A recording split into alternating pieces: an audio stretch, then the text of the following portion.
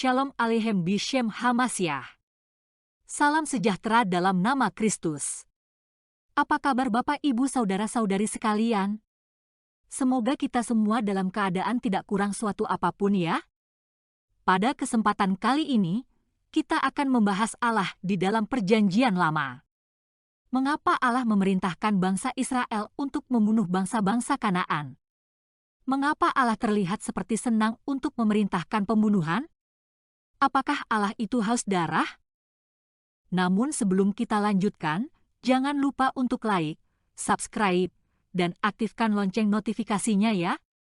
Juga bagikan video ini agar pelayanan ini menjangkau lebih banyak orang ya. Bangsa Israel pada saat itu adalah bangsa nomaden. Mereka dituntun keluar dari penjajahan atau penindasan di Mesir menuju tempat yang telah dijanjikan Allah sebagai tanah pusaka mereka untuk mereka ambil alih. Tempat itu telah dihuni oleh kelompok masyarakat dengan sistem pemerintahannya. Dengan kondisi itu, maka proses ambil alih wilayah dilakukan dengan peperangan. Dan tentu saja, bangsa-bangsa penghuni wilayah yang dimasuki bangsa Israel menghalang-halangi bangsa Israel ketika mereka tiba. Budaya padang pasir itu adalah menyerang sebelum diserang, membunuh sebelum dibunuh. Jadi, dalam konteks kondisi itulah, bangsa Israel diizinkan Allah memerangi bangsa-bangsa penghuni wilayah yang dijanjikan itu. Allah memerintahkan bangsa Israel untuk membunuh bangsa-bangsa itu bukan tanpa alasan. Moloch adalah dewa bangsa Kanaan, wilayah yang akan diambil alih oleh bangsa Israel. Bangsa-bangsa tanah Kanaan menyembah Moloch. Juga mereka hidup dengan cara-cara yang bertentangan dengan kehendak Allah. Imamat 20 secara utuh menjelaskan bagaimana cara hidup mereka. Hidup mereka itu tidak bermoral, dan hal itu mendatangkan hukuman. Bangsa-bangsa yang menghuni wilayah yang dijanjikan itu melakukan kekejian di mata Allah. Imoralitas seksual, penyembahan berhala, dan ini dan itu.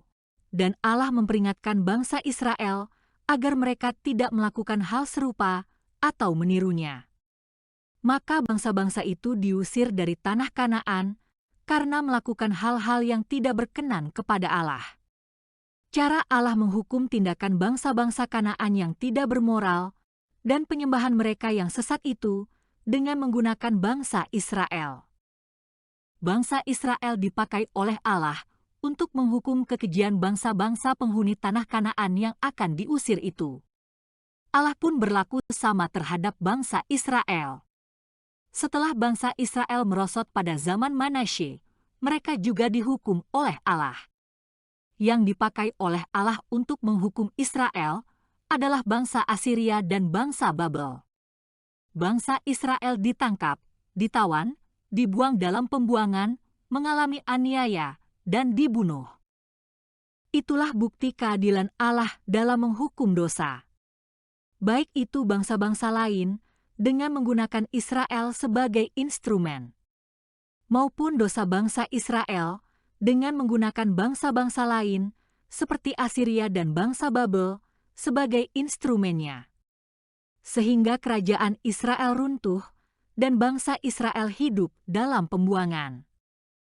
Jadi, Allah bukan haus darah atau suka memerintahkan pembunuhan.